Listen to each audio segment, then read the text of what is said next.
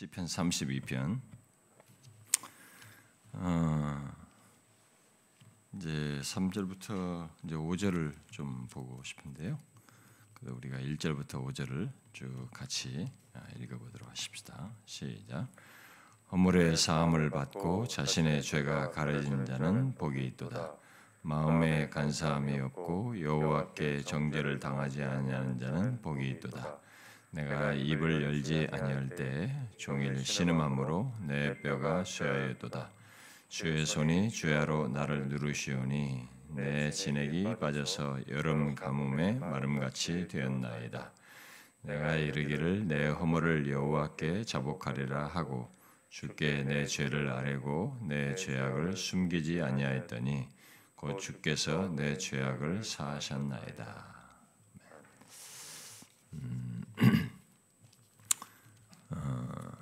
이 시편은 다윗이 로마서 4장에서 인용을 함으로써 이제 그 의롭다함을 받는 것과 연결해서 하고 있어서 이 시편을 이해할 때 32편 1절부터 2절 상반절까지 인용을 하고 있는데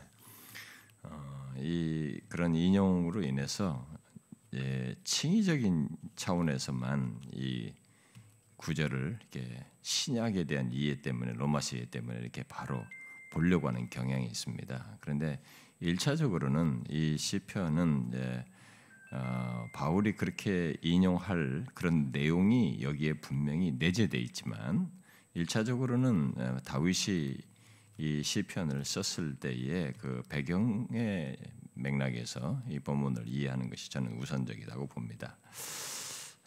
그랬을 때 이 시인은 다윗은 우리 32편에 대한 설명은 학자들마다 다양하게 있습니다. 이게 뭐 51편 바세바 사건 그런 거 다 이후에 51편을 고백한 이후에 또 나중에 그것에 연결해서 조금 있다가 이게 거기에 연결된 고백으로 32편을 썼을 것이다 이렇게 주장하는 사람들이 많고, 그러나 어떤 특정한 것을 말하지 않은 이것을 통해서 결국 자신의 이런 죄 사함의 경험을 일반적으로 이게 모든 사람들에게 알리려고, 뭐 예를 들어서 6절 같은 데서 이로 말미암아 모든 경건한 자는 주를 만날 기회 얻어서 이렇게 기도해라 이렇게 할 것이다 이렇게 모든 사람에게 알리고자 하는 이 시인의 의중을 따라서 이렇게 보편적으로 자신의 경험 속에서 있었던 것을 이렇게 말하는 것으로 이렇게 해석을 하는, 그래서 특정한 것을 암시하지 않은 것 때문에 후자로 이해하는 것이 좋다라고 많은 학자들이 이렇게 얘기합니다.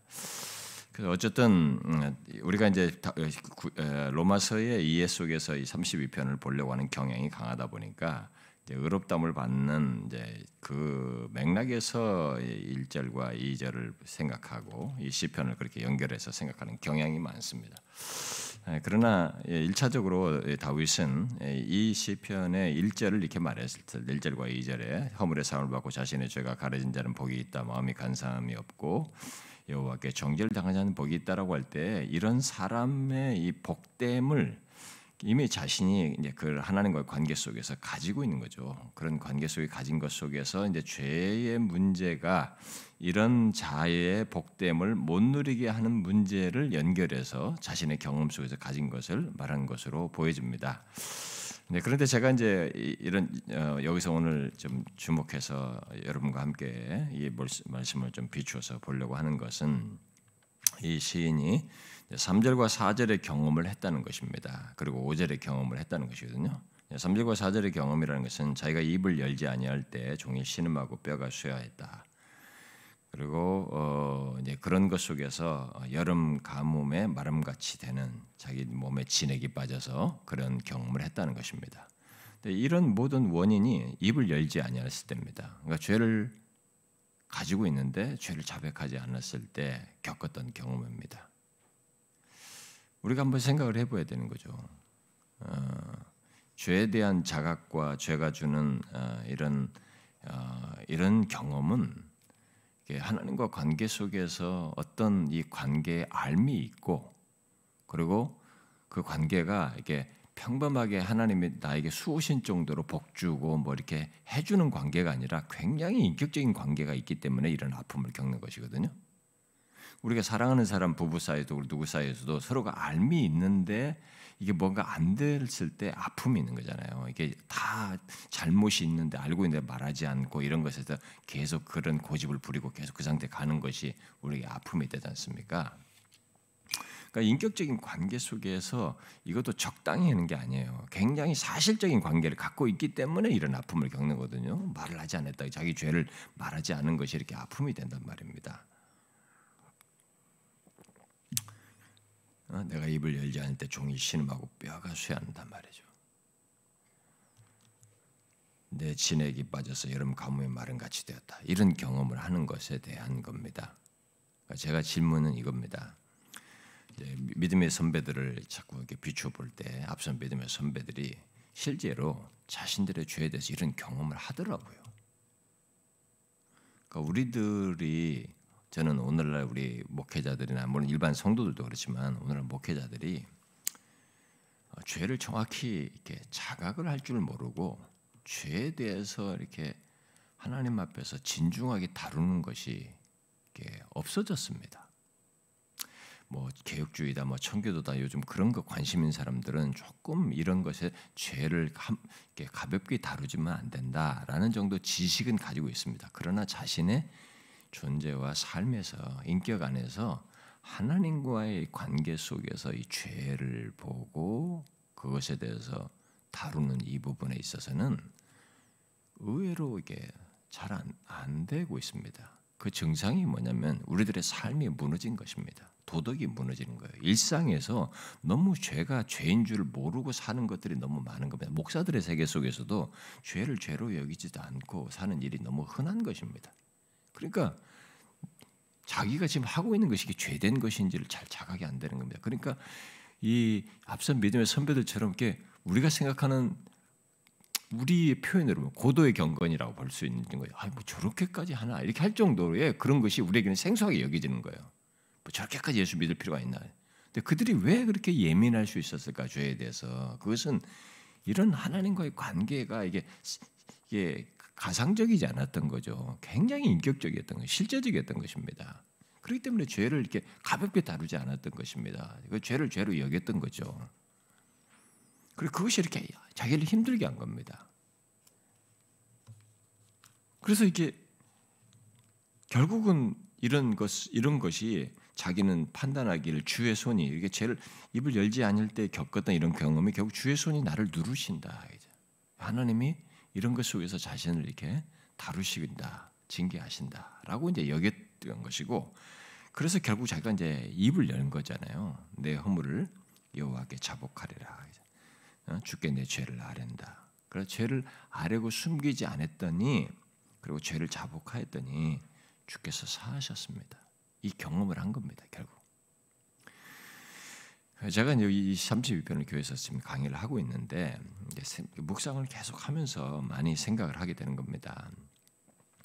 먼저는 3절과 4절 같은 이런 경험을 우리가 하는가도 생각을 해봐야 되고, 이 경험은 억지로 해야 된다는 것이 아닙니다. 무슨 뭐 이렇게 자학적인 것이 아닙니다. 그만큼 하나님과의 관계 속에서 굉장히 실제적으로 이렇게 인지될 정도로 하나님이 기뻐하시지 않는 죄에 대한 자각으로 인해서 나도 이렇게 신음할 정도로 힘들게 할 정도로 죄에 대해서 아픔이 있는가? 이게 없으면 죄를 죄로 여기지도 않고 우리가 거기다 쉽게 다룰 게 뻔하단 말이에요. 그러니까 우리가 거룩이다든가 무슨 뭐 이런 걸 얘기할 때 죄를 배제하고 거룩을 말할 수가 없거든요.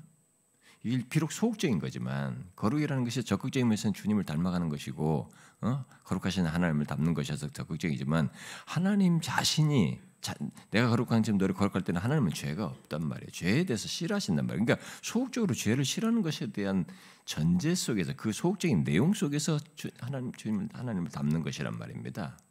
근데 이런 부분에서 이 부분을 우리가 과연 있느냐, 죄에 대한 예민함이 있느냐. 제가 우리 성도들이 그랬습니다. 난 믿음의 선배들이 죄에 이렇게 돼서 이들이 이렇게 예민하면서 하나님 앞에 다루는 것은 그것이 하나님에 대한 이해와 관계의 깊이와 어떤 비례된다. 근데 우리는 죄 같은 거 얘기하면 요즘은 다 싫어하니까 성도들도 많은 사람들이 그러니까 이것이 싫다고 생각해요. 또 심리학이 딱 뒤덮어 놔가지고 그런 거 죄 같은 거 말하면 안 된다. 자존감을 손상시킨다. 그래가지고 그것에 그냥 대세적인 영향을 받고 상담학까지 다 들어와가지고 이런 걸 다 덮으려고 그럽니다. 그러니까 이게 정확히 이게 나쁜 게 아니거든요. 이 죄라는 것은 절대 누구나 이 땅을 살면서 죄를 짓는 것입니다. 지금.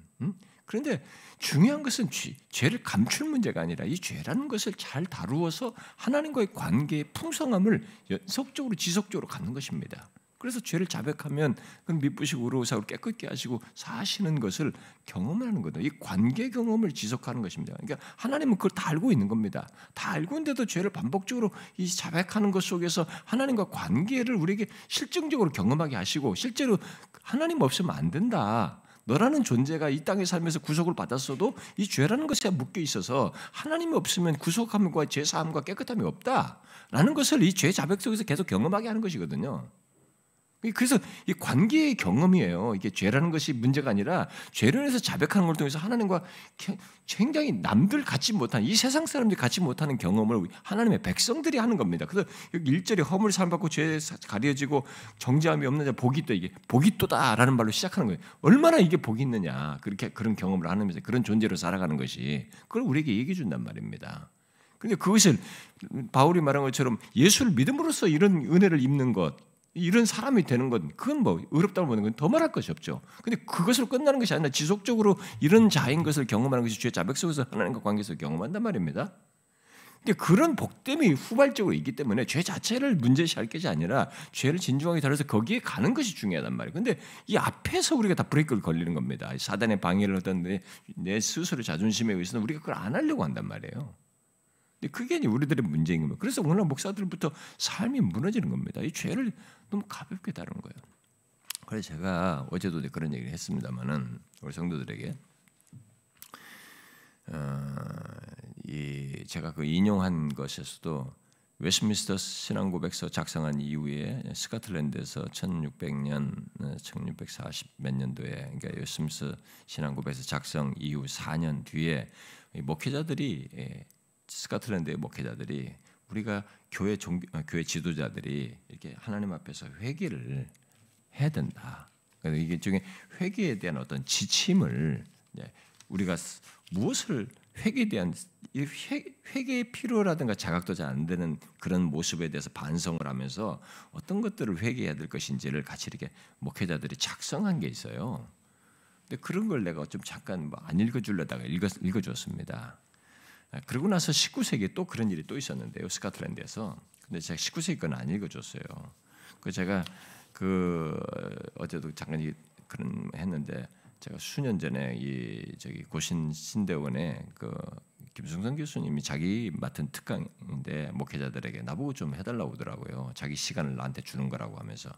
그래가지고 한 목회자들이 고신 목사님들 한 200명 정도 모였는데 거기서 나한테 한번 강의를 해달라고 해서 제가 갔습니다. 근데 그때 특강을 했었는데 제가 그때 이 목회자들의 회개 고백에 대해서 읽어줬습니다. 우리 목회자들이 이런 부분에 대해서 생각이 있는지 한번 생각을 해봐야 된다. 이런 얘기를 제가 수년 전에 그 목회자들이 한 적이 있습니다. 그때는 제가 아마 어제는 제가 17세기 거를 읽었다고 그러는데 아마 기억으로는 19세기 걸 읽어준 것 같습니다. 근데 그 17세기에 그들이 고백했던 우리가 지속적인 회개의 필요함을 위해서 작성한 기도 회개할 내용들의 목록을 쭉 목회자들이 작성한 거 보면요, 참 이들이 많이 생각했습니다. 목회자들이지만은 하나님에 대한 무지, 하나님을 가까이함이 적음, 읽고 사색하고 설교할 때 하나님을 거의 염두에 두지 않음, 우리가 하는 모든 일에 있어서 매우 이기적임. 우리 목회자들이 이런 것이 있지 않느냐라고 하면서 다 그런 리스트를 쭉 작성한 겁니다. 그리고 의무의 수행함에 있어서 사람들의 눈에 띄지 않은 일일수록 주의를 기울이지 않는 우리 목사들이 그런다는 거예요. 이런 죄들을 우리가 하나님 앞에서 회개해야 되지 않냐. 그리고 세련된 위선, 우리의 실제 모습이 아닌데 그렇게 보이고 싶어함, 그저 그들이 하는 말, 목회자를 즐겁게 하는 말을 살피는 데 마음을 씀, 회개 없이 하는 인위적인 죄의 고백, 우리 목회자들이 그러지 않느냐. 은밀한 죄의 고백을 등한시함, 죄에 대한 애통함을 결심함이 없이 그저 불법의 행위를 밝히느라고 공언함. 이런 목회자들의 얘기.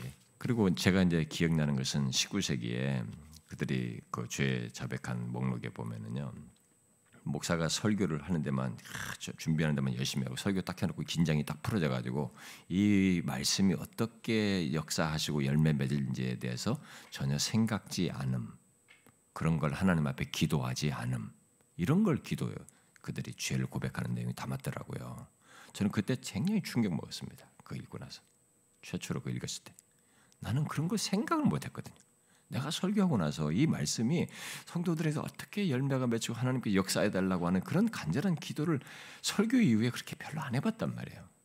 근데 그런 것을 그들이 죄를 회개하는 목록에 담았더라고요. 그래서 제가 그것이 상당히 도전이 됐습니다. 야, 그러니까 생각을 안 하고 살 수 있구나 우리가.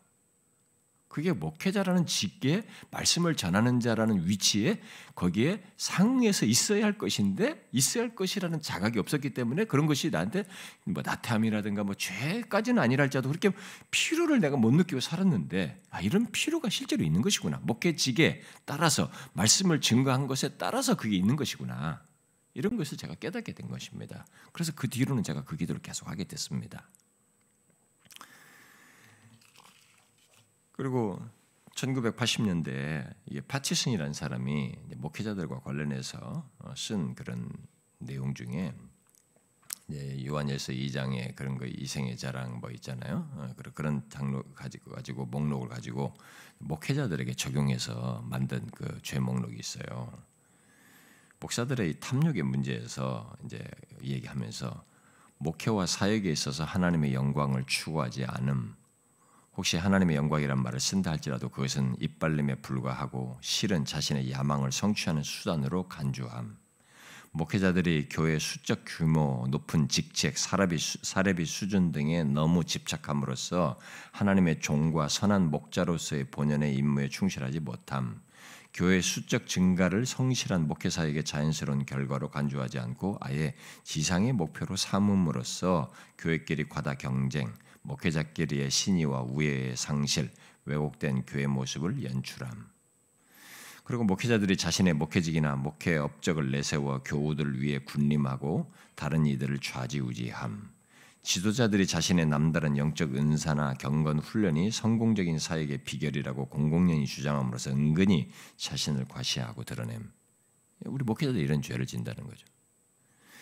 그래서 제가 왜 이런 얘기를 먼저 하느냐 잠깐 인용을 해드리냐면 우리는 죄를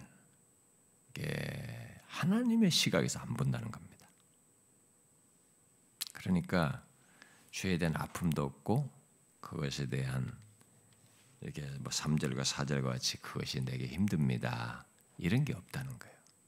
겨우 외적으로 드러나고 눈에 띄고 뭐가 문제가 된 상태에서만 얘기한다는 것입니다. 그러니까 이 죄 자백도 없죠. 죄 자백의 필요성 있는 하나님과의 관계 속에서의 하나님이 싫어하신 것에 대한 예민함도 없죠. 그러니까 이런 것을 자백함으로써 하나님과의 관계의 친밀함을 계속적으로 갖는 이런 것이 우리에게 없는 거예요. 그러니까 놀라울 정도로 많은 사람들이 기도라는 수단을 하나님을 이제 중세 신비주의 전통 속에서도 그렇고 지금도 그렇지만 은사 체험이다 무슨 체험이다 하나님을 체험하는 쪽으로 가거나 아니면 내가 요구하는 것을 말해가지고 응답을 받는 것 원하는 것을 얻는 것에서 하나님께 기도라는 수단으로 많이 쓰고 있는데 여기서 이 시인은 이로 말미암아 모든 경건한 자는 주를 만날 기회를 얻어서 주께 기도할지라 이렇게 해요. 이 기도할지라가 죄의 자백적인 기도예요. 죄의 자백과 관련된 기도입니다. 그것에 대해서 은혜를 베풀어 주시고 그 관계 속에서 회복을 갖는 이 기도입니다. 그러니까 이 기도가 죄의 자백 기도를 우리는 너무 소홀하는 거예요. 그냥 뭘 얻고 쟁취하고 이런 쪽이에요. 이 죄 자백이 하나님과 관계를 이렇게 경험하게 하는 것이 확인케 하는 놀라운 것인데 이런 수단으로 생각을 안 하는 것입니다. 에? 하늘에 계신 우리 아버지요. 이 벌써 관계 아닙니까? 이런 차원에서 기도를 안 한다는 거죠. 그러니까 죄 자백이라는 것이 나쁜 게 아니에요. 어쩌면은 하나님께서 우리 애가 죄를 딱 사하시면서 완전히 죄 없는 상태로 무죄 상태로 하는 것이 아니라 이 죄 있는 상태 속에서도 죄를 사하셨지만 죄 사함을 받고 의롭다면 얻었지만 그런 가운데서 죄를 자백하는 사정 속에서 이 구원을 이루도록 하신 것은 이 과정에서 하나님 없이는 이 죄에 대해서 양심의 깨끗함조차도 갖지 못한다고 하는 것을 그리스도의 구속의 은혜를 입어야만 한다는 것을 요한일서 2장 1절에서 말하는 것처럼 그가 우리의 대언자이시며 그 예수 그리스도가 우리의 속죄제물이신 것을 의탁하면서 그분을 의지함으로써만 이런 것에서 자유할 수 있다는 것을 경험하게 하는 거거든요. 반복적으로 확인하는 거야. 그러니까 우리는 반복적인 확인이 필요한 사람입니다. 죄가 많은 만큼, 죄를 범하는 것만큼 이게 필요한 것이거든요. 이게 우리가 없는 거예요. 저는 제 자백이 즐거워야 된다고 믿습니다. 이런 복된 사실 때문에. 그런 맥체인이 이렇게 말했더라고요. 양심을 깨끗하게 유지하려면 죄를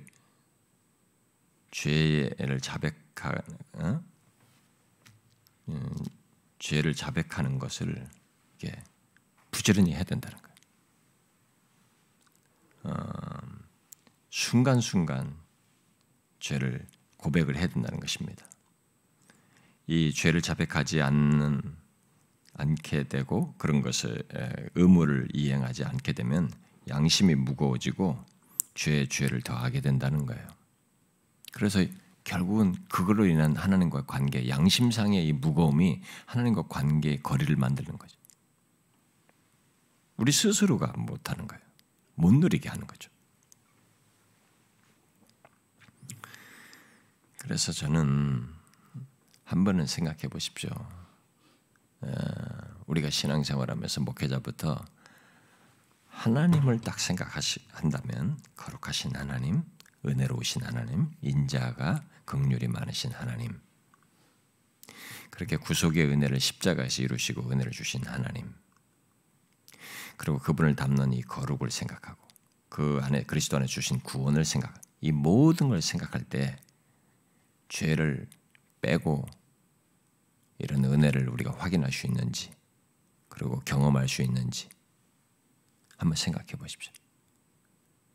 죄에 묶이고 죄 아래서만 항상 있으면 안 됩니다. 우리는 이 복된 관계 속에서 이 죄라는 것을 다루는 것 속에서 이 복됨을 확인도 하는 구원도 그렇고 관계도 그렇고 다 그렇거든요.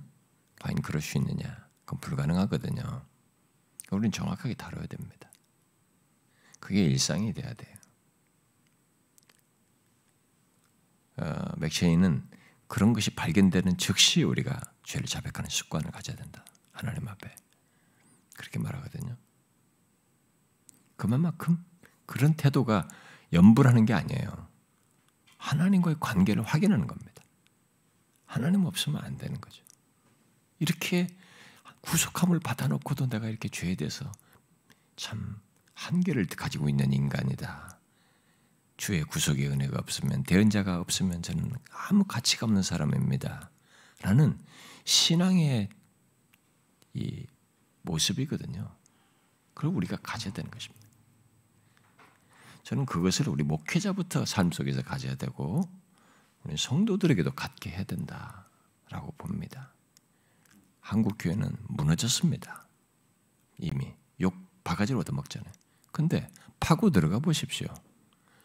여러 가지로 설명할 수 있지만 목사들부터 우리 성도들이 죄를 죄로 여기질 않습니다. 그리고 죄를 잘 다룰 줄도 모릅니다. 진지하게 회개를 할 줄 모릅니다. 교회 와서 예배 시간에 와서 죄 자백하시면 입을 뻥긋뻥긋 하고 말아버립니다. 자기가 독대해서 하나님 앞에 그런 삶 속에서 그런 문제를 진지하게 다루면서 하나님을 생각하면서 죄를 싫어하시는 하나님 또 죄에 대해서 은혜 주시는 하나님을 생각하면서 죄를 이렇게 인격적인 관계 속에서 다루고 해결하는 사람이 얼마나 될까요?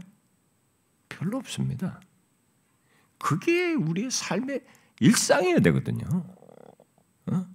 일상이어야 돼. 죄가 있는 것만큼 일상적이어야 돼요. 그때 뭐 예수 믿어 처음 회심할 때 하고 만 걸로 생각하는 겁니다.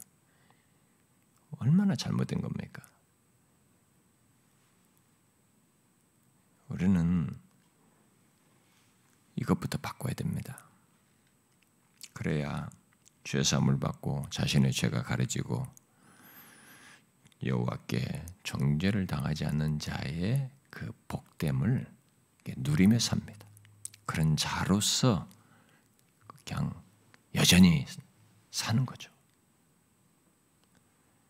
그런 은혜의 역사가 우리들 자신들부터 좀 있으면 좋겠습니다. 우리 목회자 자신들에게서부터. 기도하겠습니다.